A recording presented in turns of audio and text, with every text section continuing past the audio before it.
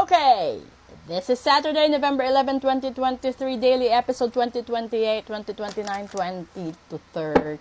Ayaw pati numero, parang hindi ko na talaga maasinta. Unang mensahe,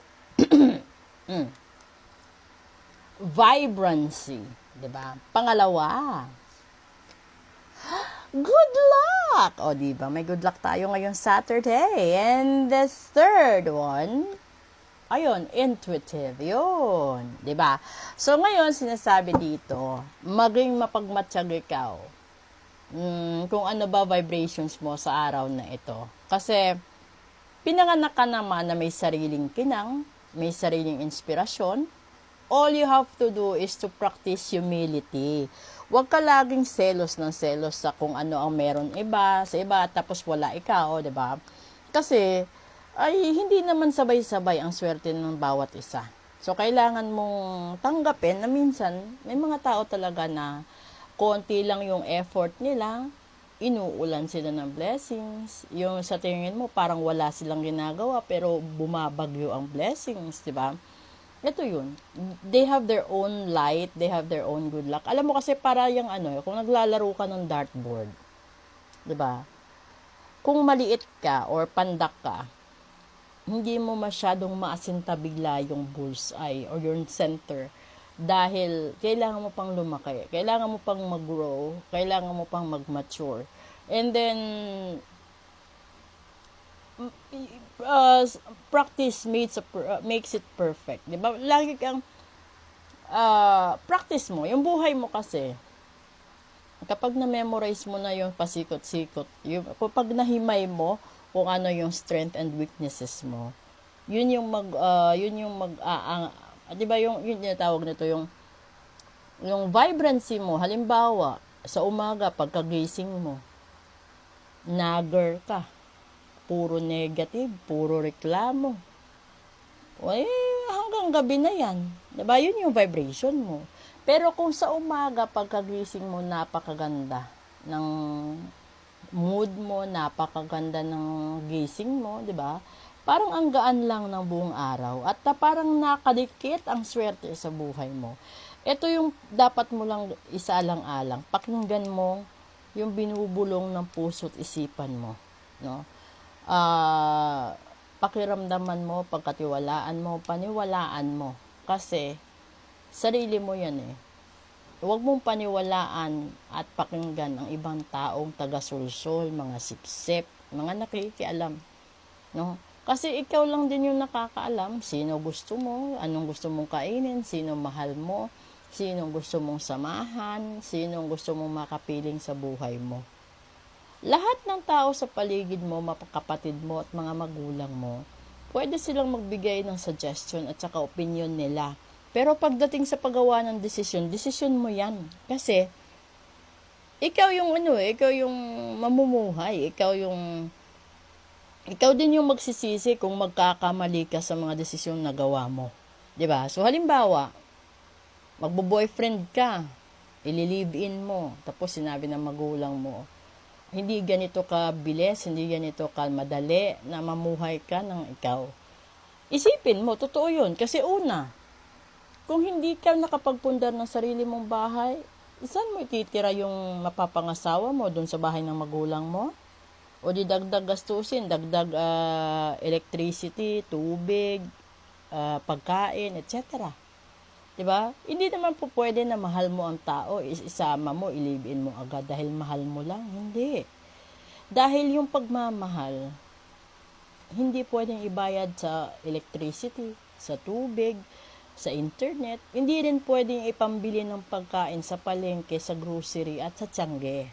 Diba? So, you have to be practical din na kailangan yung taong makakasama mo sa buhay is makatuwang mo sa paghahanap buhay. Hindi yung tao na ididiin ikaw lalo sa kalugmukan, kahirapan, depresyon, etc. Ganun eh. Pero kung mararamdaman ninyo, may mga tao na kapag itong taong to nakasama mo, ang gaan-gaan. Pero kapag itong taong ito is malayo sa'yo, ang bigat-bigat ng panahon, bigat ng swerte, ang bigat ng lahat. So, ibig sabihin, nasa kanya lang nakadikit ang swerte mo. So, kapag humiwalay ka sa kanya, ibig sabihin, putol din ang blessings mo. Lalong-lalo na kapag yung ipinalit mo is opposite niya. Halimbawa, yung tao na yun is masipag, no? Kahit sabihin natin may attitude, pero masipag siya. And then, tinutulungan ikaw na iangat. Yung parang, kasi may mga taong pilit kang ibinabagsak eh.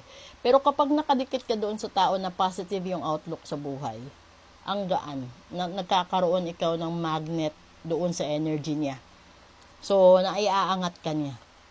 Pero, meron din kasi na sinasabi mo, diba, sinasabi natin, diba nakakarma? Kasi, yung buhay niya sa'yo, napakagaan, napakaganda, no? Smooth lang. Hindi naman gaano kayaman, pero smooth. Nung iniwanan ka at pumunta siya sa iba, andun na lahat ng kalbaryo niya sa buhay, problema sa buhay, di ba? So, kalimitan, sinasabi, karma niya. Di ba? Yung ipinagpalit niya sa'yo is, hindi mo katapat, hindi mo kapantay, at hindi ka mahihigitan. Which is true. So, ikaw naman, dapat, marunong ka rin kumambyo. Kung alam mo na yung tao na ipinagpalit mo ay malas, iwanan mo habang okay pa yung tinalikuran mo. Kasi kapag yung tinalikuran mo naka-recover at na-realize niya na hindi ka pala kawalan sa buhay niya, then it will be too late na bumalik sa buhay niya, di ba? So, habang may pagkakataon ka, humingi ka ng tawad, baguhin mo strategy mo, gawin mo ang lahat para maging balanse kayo. At para makamtan mo ito, pakinggan mo ang sarili mo. Huwag ang sinasabi ng iba. Kasi kalimitan, yung ibang taga-sulsol, sinusulsulan ka para sa kanilang sarili at hindi para talaga sa'yo. Tapos yung iba nagdadrama na kesyo may sakit, kesyo ganito, kesyo ganyan. Pero ginagamit lang nila yung dahilan as their own defense mechanism para hindi mo sila iwanan, hindi mo sila talikuran. Kasi yung iba, nasanay na binibigyan mo lang ng pera. Nasanay na sila, na nandun lang sila nakahilata at ikaw yung nagbabanat ng buto. Diba? So, in general, turuan mo ang mga tao na yon kung paano mangisda. Huwag mo laging bigyan ng isda. Kasi masasanay sila. And then they will never realize na ganito pala kahirap maghanap ng trabaho, ganito pala kahirap magtipid ng pera, ganito pala kahirap kitain ang 5,000 na winawaldas ko lang sa barkada, sa inuman, sa pagdi-date-date, winawaldas ko lang, pinanglilibre ko sa mga kaibigan ko. Tapos, isang kinsenas na pala ng pagbabanat ng buto ng kapatid ko sa abroad, isang kinsenas na pagbabanat ng buto ng magulang ko dito sa Pinas, di ba? Yung iba di mo alam, sinasanglanan nila yung kaluluwa nila, magkaroon lang ng 5,000 na ibigay sa'yo. And that is a real talk. Okay? So, thank you so much. Proceed tayo sa special episode.